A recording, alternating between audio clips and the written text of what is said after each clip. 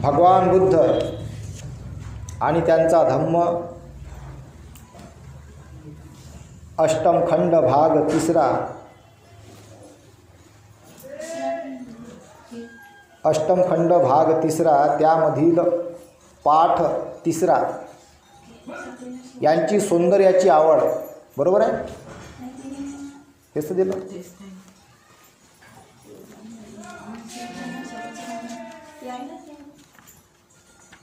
उपसंहार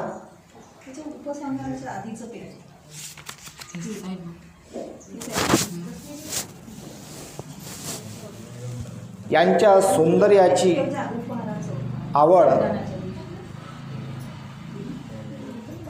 तर ह्या आपण वर्षावास समाप्तीनिमित्तानं इथे आपण हे शेवटचं भगवान बुद्धांनी त्यांच्या धम्मग्रंथाचं वाचन करीत आहोत. तर बुद्धाला सौंदर्याची एवढी आवड होती की त्याला सौंदर्यप्रिय बुद्धच म्हणावे. म्हणून त्याने आपल्या अनुगामींना सांगितले की सौंदर्याच्या सहवासात राहावे. भिक्खूंना उद्देशून ते वदले, भिक्खूंनो, अनुदित सद्धम्माचा उदय किंवा उदित अधम्माचा लोप करण्यास समर्थ ठरेल अशी सौंदर्याच्या स्नेहाइतकी कोणतीही गोष्ट नाही. जो सौंदर्याचा स्नेही आहे त्याच्या ठाई अनुदित सद्धम्माचा उदय होतो किंवा उदित अधम्माचा लोप होतो. अधम्म आणि अधम्माची भक्ती लोप पावते. सद्धम्माबद्दल अप्रीती लोप पावते. सद्धम्माबद्दल प्रीती वृद्धिगत होते. भिक्खूंनो,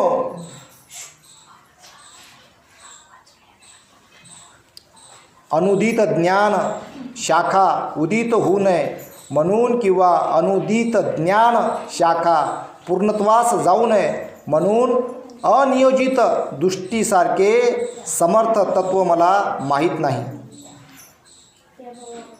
हे भिक्खूंनो, ज्याची दृष्टी अनियोजित आहे त्याच्या बाबतीत त्याची ज्ञान शाखा उदित झाली नसेल तर कदाचित उदित होणारच नाही आणि उदित झाली असेल तर कधीही पूर्णत्वाप्रत जाणार नाही. भिक्खूंनो, आप्तसंबंधियांचा अभाव ही क्षुल्लक हानी होय, परंतु प्रज्ञेची हानी सर्व हानीत मोठी हानी होय. भिक्खूंनो, आप्त स्वकीयांची वृद्धी हा क्षुल्लक लाभ होय, परंतु प्रज्ञेची वृद्धी हा सर्वात मोठा लाभ होय. म्हणून भिक्खूंनो, माझे तुम्हाला सांगणे आहे की तुम्ही प्रज्ञावान व्हावे. तुम्ही प्रज्ञा प्राप्त करावी यासाठी निरंतर साधना करावी. धनसंपत्तीची वृद्धी भिक्खूंनो हा क्षुल्लक लाभ होय, पण प्रज्ञेची वृद्धी हा सर्वात मोठा लाभ होय. म्हणून भिक्खूंनो, माझे तुम्हाला सांगणे आहे की तुम्ही प्रज्ञावान व्हावे. तुम्ही प्रज्ञा प्राप्त करावी यासाठी तुम्ही निरंतर साधना करावी. भिक्खूंनो, कीर्ती लोप पावणे ही क्षुल्लक हानी होय, परंतु प्रज्ञेची हानी ही सर्वात मोठी हानी होय. बघा, आता हे बुद्धीच्या कसोटीवर समजते लवकर.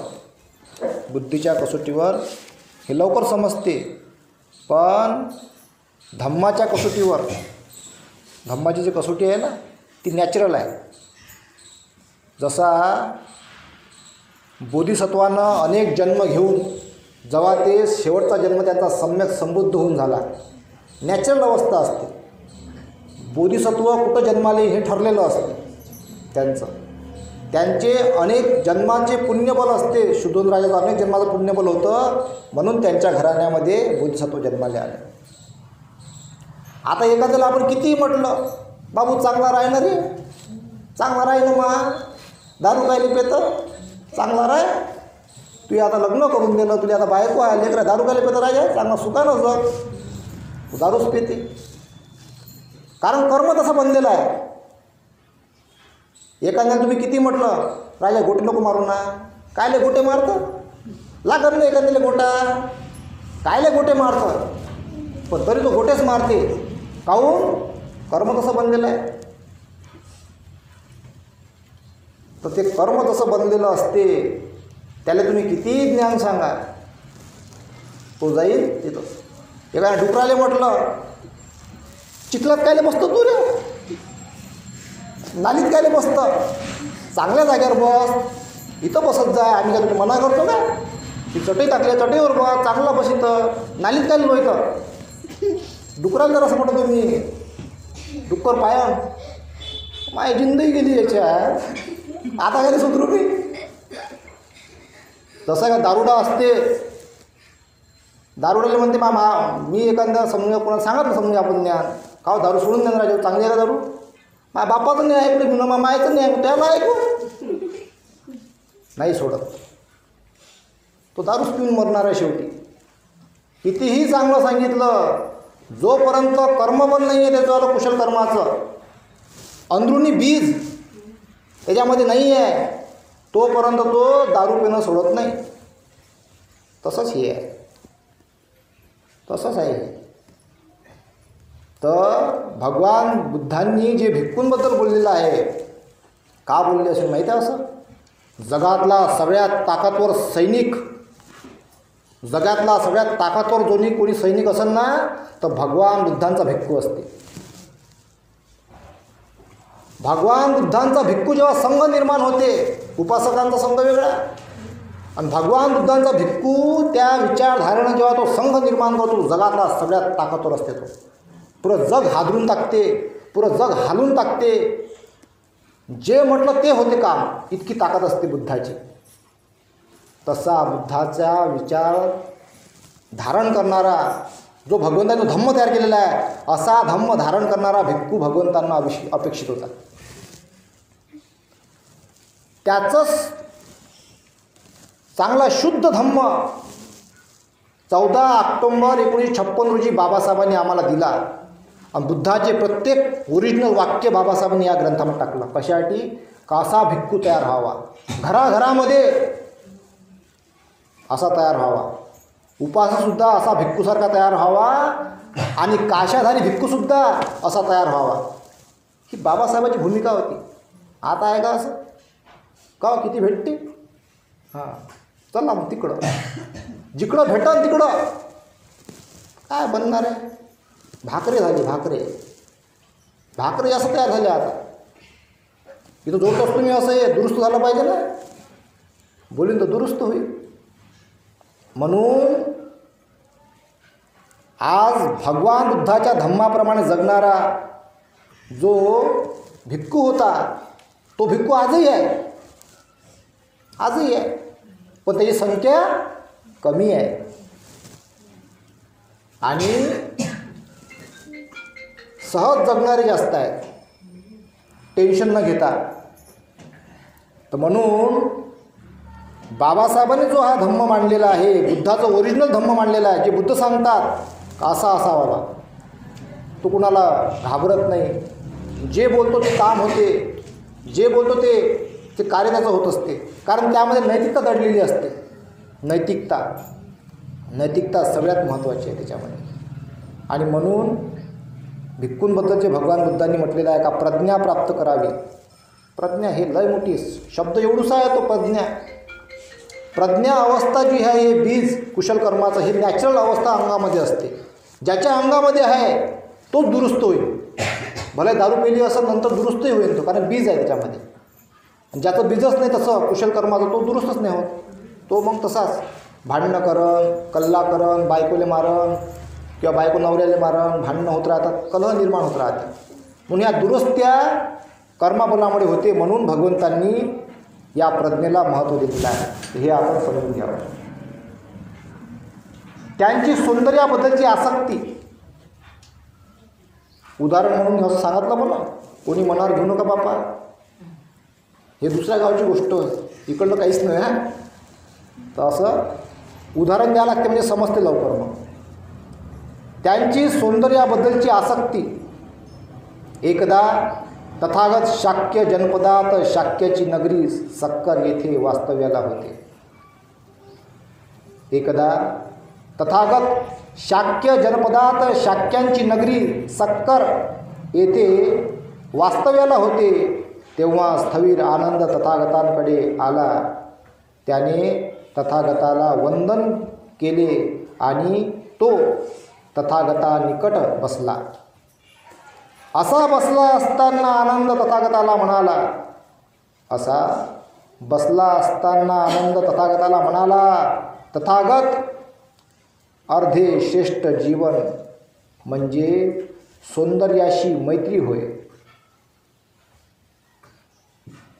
असा बसला असताना आनंद तथागताला म्हणाला, तथागत, अर्धे श्रेष्ठ जीवन म्हणजे सौंदर्याशी मैत्री होय, सौंदर्याचा सहवास होय, सौंदर्याशी उत्कट निकटता होय. असे म्हणू नये आनंद, असे म्हणू नये. हे अर्धे नव्हे, पूर्ण श्रेष्ठ जीवन होय. ही सौंदर्याशी मैत्री, सौंदर्याचा सहवास, सौंदर्याशी उत्कट निकटता हे पूर्ण श्रेष्ठ जीवन होय. आता बघा काय म्हणते भगवंत, असे म्हणू नको आनंद, असे म्हणू नये. अर्धे नव्हे, पूर्ण श्रेष्ठ जीवन होय. ही सौंदर्याशी मैत्री, सौंदर्याचा सहवास, सौंदर्याशी उत्कट निकटता हे पूर्ण श्रेष्ठ जीवन होय. कोण म्हणते असं? भगवंत. आता बघा एखादा याचा चुकीचा अर्थ घेऊ शकते. समजण्याचा भाग आहे ना, बुद्धिमत्तेचा खेळ आहे सगळा. आता मला सौंदर्य समजून घ्या. एखादी सुंदर होऊन मस्त तयार होऊन एखादी स्त्री आली, खूप सुंदर आहे बिचारी, पाहिली आणि तिने पाहिलं, बाहेर कसा पाहिजे बा माझ्याकडे हा बापा, पातच राहिलं तिला. आता एक वेळा पाहिलं ठीक आहे, पातच राहिलं, पातच जर राहिलं तिच्याकडे समजून घ्या.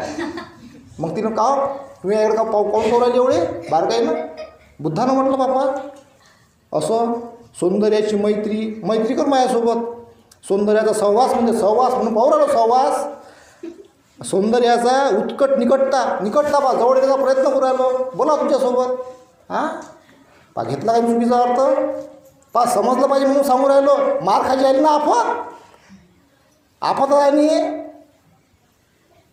का? तुम्हीच तर बोलले होते असे.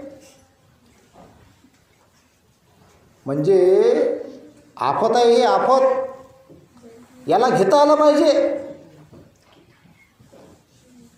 एखाद्याला जर म्हटलं का बाबू का तिथं त्या मातीत जाऊन बस, समजा तो मातीत बसला, मग आता मातीत बसला तर कपडे खराब होणारच आहे. मग तो काय म्हणते लगेच, काय रे मातीत बसला, तुम्हीच तर म्हटलं मातीत बस म्हणून. अबे तुझी अक्कल नाही का स्वतःची? पा तिथं स्वतःची अक्कल वापरावं लागेल ना. एखाद्याने म्हटलं हिरी उडी मार, त्याने टाकली हिरी उडी, मेला तो. मग त्याला का मेला तो? आता मी तिला मर म्हटलं विहिरीत उडी टाकून होते ना, उडी काय कशाला टाका? म्हणजे समजण्याचा भाग आहे का एखाद्याने जर म्हटलं तेच करायला पाहिजे अशातला भाग नाही. तसा हा जो शब्द वापरला भगवंतांनी, सौंदर्याची मैत्री, सौंदर्याचा सहवास आणि सौंदर्याशी उत्कट निकटता हे पूर्ण श्रेष्ठ जीवन होय. तो सौंदर्य भगवंतांनी धम्माला म्हटलेला आहे. कशाला म्हटलं सौंदर्य भगवंतांनी? धम्म. आणि धम्म लय मोठा आहे, धम्म लय मोठा आहे. तर धम्मक आणि विविध स्वरूपामध्ये सूक्ष्म स्वरूपामध्ये दडलेला असते. एक दृश्य आहे आणि अदृश्य आहे. एखादा व्यक्ती किंवा एखादा कोणतरी चांगला तयार होऊन आला, चांगलं दिसते, त्याची तारीख पण चांगली गोष्ट आहे, त्याला आनंद मिळते, पण त्याला वाईट वाटण असं पण होता कामा नये. आता कोणाला कोणत्या गोष्टीतून वाईट वाटण हे त्याचा विचार झाला तर नाही विषय आहे तो. कोणाला समजून घ्या, एखाद्याला नाही पाहिलं तरी राग येते.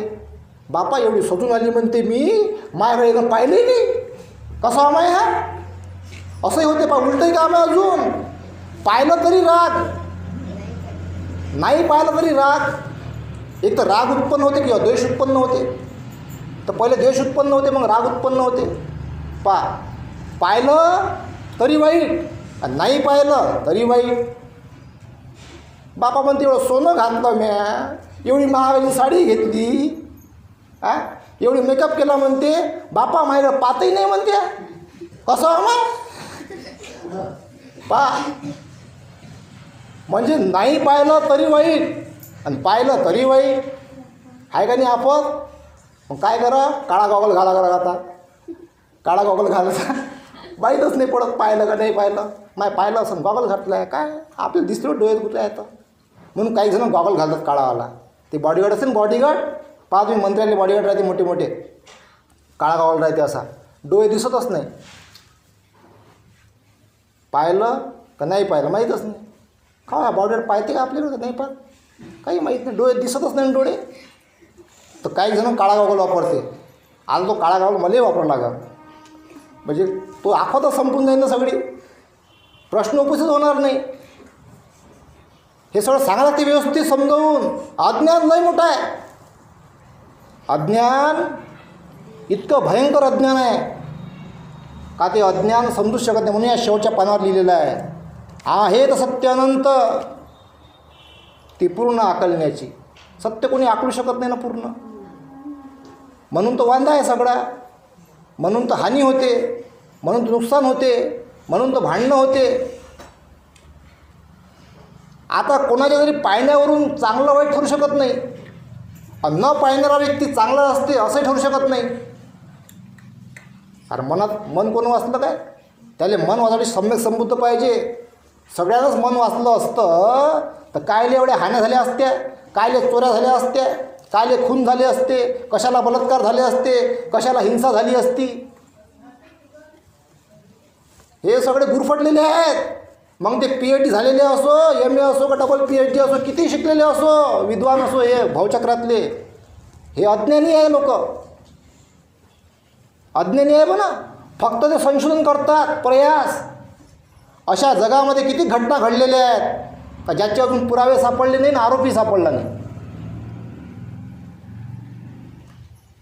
का अज्ञान आहे, नाहीच पोचू शकत तिथपर्यंत.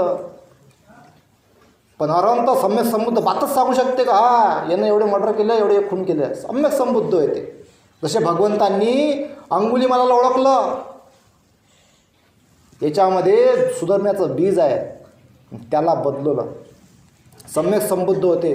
जेव्हा भगवंत या सानिध्यामध्ये आला, राजाला म्हटलं तू माझ्या सानिध्यामध्ये आता, राजानं माफ केलं. ते बल होतं भगवंताचं, सम्यक संबुद्ध होते. आता आहे का असे, आता चांगल्या माणसाला फसवतात, वांगला माणसा फिरत राहते. उलटं जग आहे आता. पैसे घेऊन काम करतात, पैसे घेऊन बदनाम करतात. हे जग आता उलटं आहे. नैतिकता संपून राहिली, प्रामाणिकपणा संपून राहिला. मग काय म्हणावं, सगळ्या सिस्टीममध्ये भ्रष्टाचार, सगळ्या व्यवस्थेमध्ये भ्रष्टाचार. प्रामाणिकपणे अभ्यास करणारे मुलं मागारावर राहिले आणि कॉप्या करून पास होणारे पोरं चालले पुढं. कॉप्या केलेलं आहे, कोणाचं तरी कनेक्शन आहे, मंत्र्याचा पोरगा होय, आमदाराचा पोरगा होय, याचा पोरगा होय, त्याचा पोरगा होय. मग काय संविधान, मग काय व्यवस्था. भ्रष्ट लोक जर व्यवस्थेमध्ये राहत असन तर तुमच्या आमच्या असण्याचा काय उपयोग, कायची वंदना, कशाचे पाया लागणं, कशाला धम्म, काय बाबासाहेबाचे विचार, कशाला फोटोचा हार टाकणं.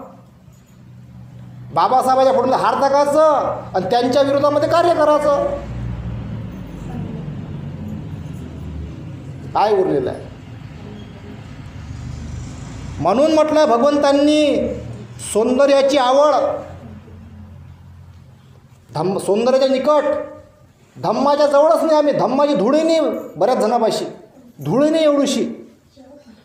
आणि धम्म हे जर असंच राहिलं ना, असंच येणारी पिढी संकटामध्ये आहे. येणारी पिढी गुलाम होण्याकडे वाटचाल करू राहिली. असंच जर हे चालत राहिलं तर भयंकर संकट आहे, भयंकर नुकसान आहे. हे जाणीव असली पाहिजे. तुम्हाला बाबासाहेबांनी जो अधम्म दिलेला आहे त्यामध्ये पंचशीला आहे, अष्टशिला आहे.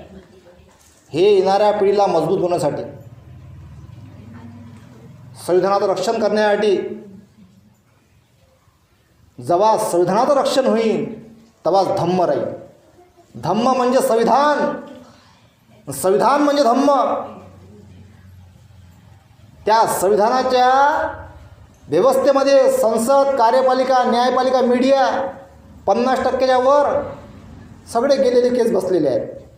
सगळे भ्रष्ट 50%च्या वर चांगले आहेत, पण सगळी संख्या कमी आहे. ज्यांची संख्या जास्त त्यांचं काम होते. मग भ्रष्ट लोकांची संख्या जास्त वाढलेली आहे, म्हणून व्यवस्था खराब झालेली आहे.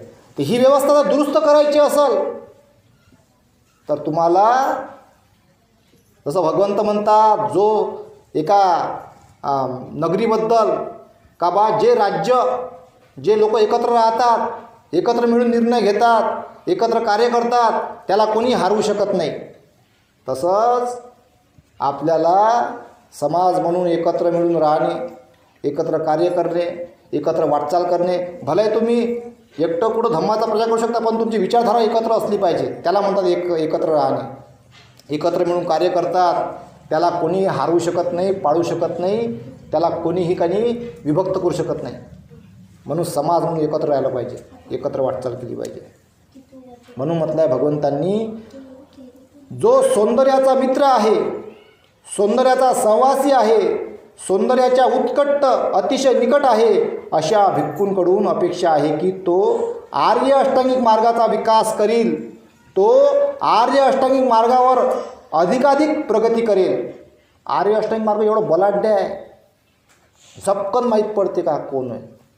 सम्यक दृष्टी, सम्यक व्यायाम, सम्यक कर्मांत, सम्यक आजीविका, सम्यक स्मृती, सम्यक समाज, जेवढे सम्यक बाबी आहे ना पटकन समजते. इकडं नको जाऊ, इकडं लेखा हानी आहे, इकडं जाय. सम्यक दृष्टी होते. तर सम्यक दृष्टी भयंकर बारीक आहे, ते लय लवकर समजत नाही, त्याला समजून घ्यायला लागेल. आनंद तो सम्यक दृष्टी विकसित करतो.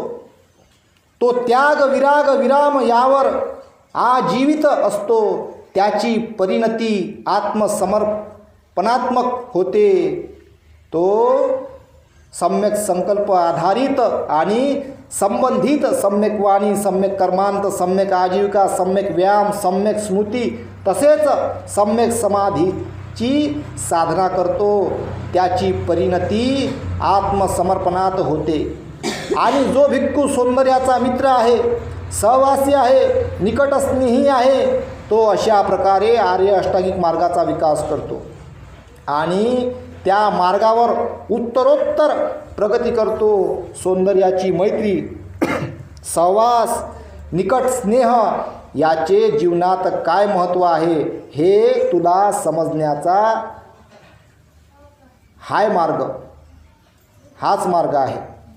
हे तुला समजण्याचा हा मार्ग आहे, आर्य अष्टांगिक मार्ग. खरेच आनंद जीव मात्र नाशवंत आहे, मर्थ्य आहेत, दुःख आहे. मर्थ्य म्हणजे मृत्यू आहे, चुकलेलं आहे तर मृत्यू आहे, दुःख, शोक आणि विपदाग्रस्त आहेत. परंतु त्याची सौंदर्याशी मैत्री त्याच्या मुक्तीचे निमित्त होय. सौंदर्याशी मैत्री त्याच्या मुक्तीचे निमित्त आहे. ते निमित्त असते काहीतरी. माणसाला पाहिजे ना एखादा जगण्यासाठी काहीतरी निमित्त पाहिजे असते जगायला. जसा पती पत्नीचा सहवास असते, निमित्त असते म्हणजे सहवास. एक मागं घटना ऐकली, पत्नी मरण पावली. पत्नी म्हणजे तिचं वय बिचारी म्हातारी झाली, ते 70-80 वर्षाची म्हातारी, ती मरण पावली. नवऱ्यानं आत्महत्या केली. म्हणजे तिचा त्याच्यापाशी धम्माचा अभाव होता. तिथं त्याचा वियोग त्याला सहन झाला नाही. धम्म पाहिजे पण सोबत. मग एखाद्याला जर जगण्यासाठी जर काही आधार पाहिजे असेल तर त्यासोबत धम्मही पाहिजे सोबत. आधार चालला जाईल, धम्म सोबत राहते. मरणाच्या शेवटच्या क्षणापर्यंत धम्म सोबत राहते. सगळे सोडून जातील एक दिवस. पती पत्नी, भाऊ बहीण, आई वडील, मुलगा मुलगी, काका मामा आत्या, सगळे मित्र मैत्रीण सगळे सोडून जातील. धम्म असा आहे का तो सदैव सोबत राहते. म्हणून धम्माचं सेवन करा, धम्माला ग्रहण करा, धम्माला घेत राहा, धम्म बुद्धीमध्ये ठेवा. तोच तुमचा खरा मित्र आहे. कारण मित्र गेला का दुःख होते, आई गेली की दुःख होते, बाबा गेले की दुःख होते, आजोबा आजी गेले की दुःख होते, भाऊ बहीण गेली की दुःख होते. मग वाचवाले कोण आहे? धम्म वाचवते, धम्म तारते, धम्म जिवंत ठेवते, धम्म जगण्याचं बळ निर्माण करते. धम्म बडा बलवान. म्हणून धम्म सदैव सोबत ठेवा. खरेच आनंद जीव मात्र नाशवंत आहे, मृत्यू आहे, दुःख शोक आणि विपदाग्रस्त आहेत, परंतु त्यांची सौंदर्याशी मैत्री त्याच्या मुक्तीचे निमित्त होय. सौंदर्याशी मैत्री, सहवास, उत्कट स्नेह याचे जीवनात किती महत्त्व आहे हे समजण्यासाठी आनंद हाच मार्ग आहे.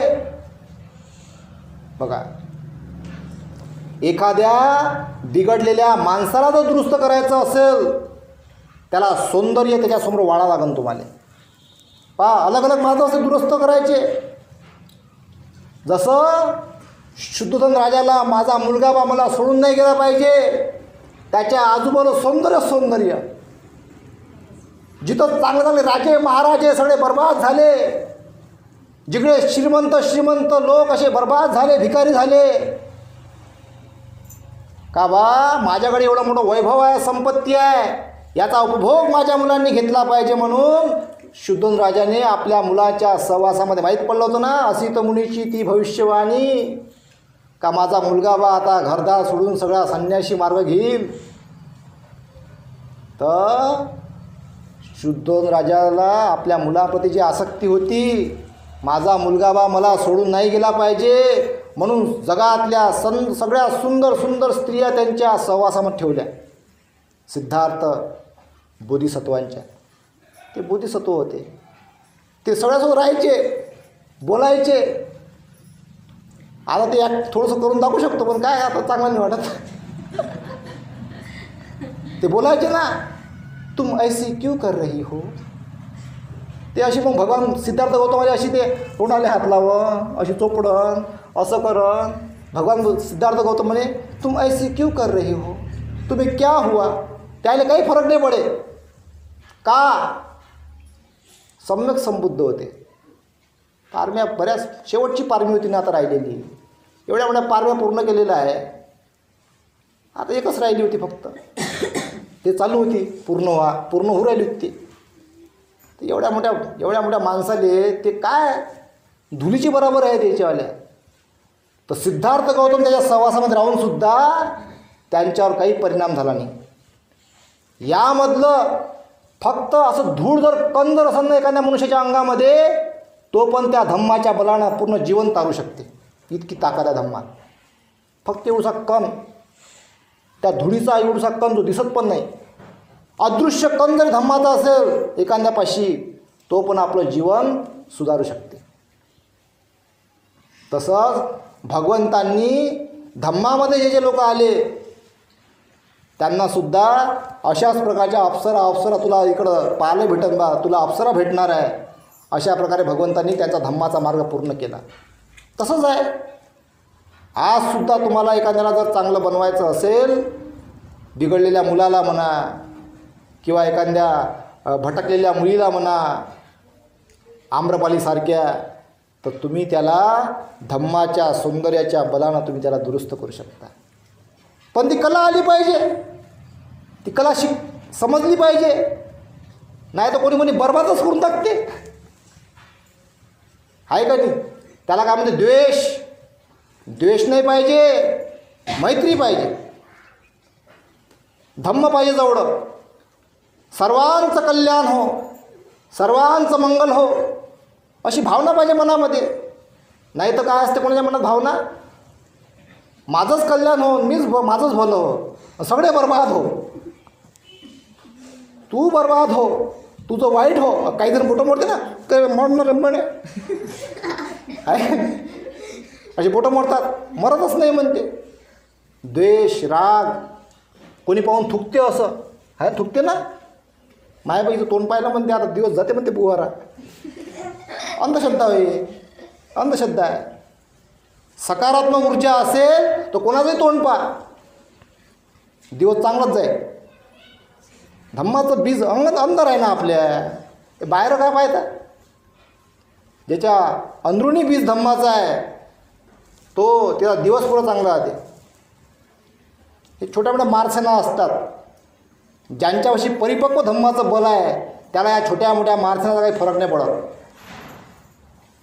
एक मन आहे ना, एक म्हणते हाती चलता हे बाजार, तर तो हत्तीसारखा असते धम्मवान माणूस.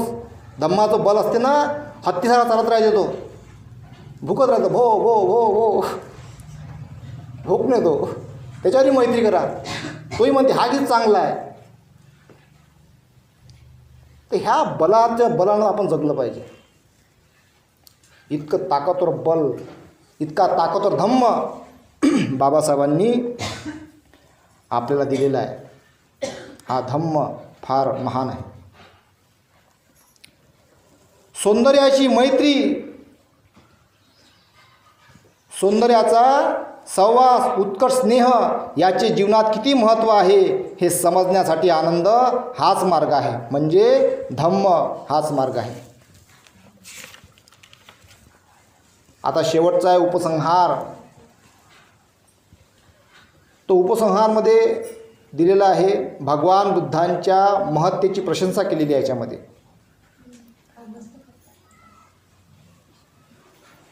बुद्धांचा जन्म 2500 वर्षापूर्वी झाला. आधुनिक विचारवंत आणि शास्त्रज्ञ त्यांच्याविषयी काय म्हणतात यासंबंधी त्यांच्या विचारांचा मागोवा उपयोगी व्हावा, तर अशा प्रकारे याच्यामध्ये दिलेलं आहे.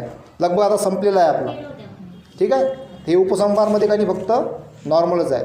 तर आता आपला ग्रंथ समाप्ती झालेला आहे असं मी आपल्याला सर्वांना सांगतो आणि इथेच थांबतो. साधू साधू साधू.